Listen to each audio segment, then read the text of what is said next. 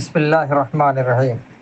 جناب Saddam Hussein Rizvi پاکی پلامو سے انہوں نے ایک سوال کیا ہے کہ حضرت زید نے اپنی بیوی ہندا کو 1 سال قبل یہ کہا کہ اگر تم آج کے بعد کبھی میکے چلی گئی تو تجھے تینوں طلاق۔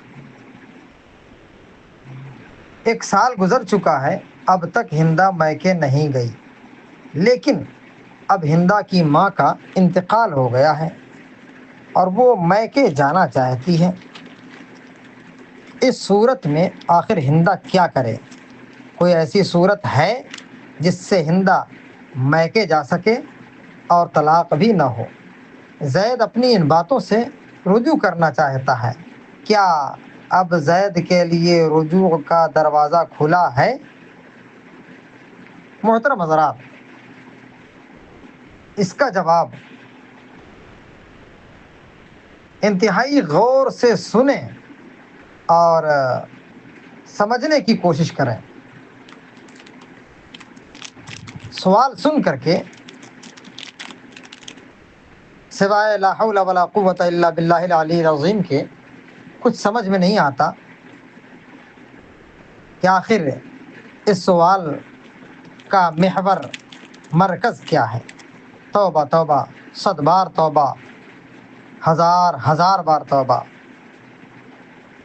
آج کا ایک بڑا المیہ یہ ہے کہ کچھ شوہر اپنی بیوی کو نوکرانی بلکہ اس سے بھی نچلے درجہ میں رکھتے ہیں اور ان کا خیال خام یہ ہوتا ہے کہ میں شوہر ہوں، میری اجازت کے بغیر اسے کوئی حق حاصل نہیں، اور یہ بات شوہر کے ذہن میں علم شرع سے نادانی کا ثمرہ ہے۔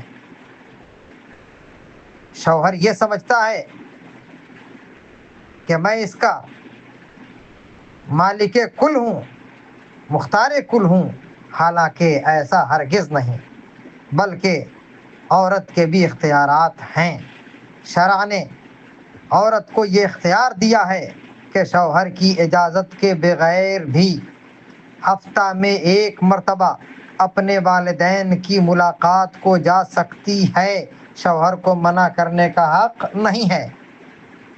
دیگر محارم کے یہاں سال میں 1 بار جا سکتی ہے، کما قال الامام احمد رضا فی فتاواہ بالدلائل الفقہیۃ۔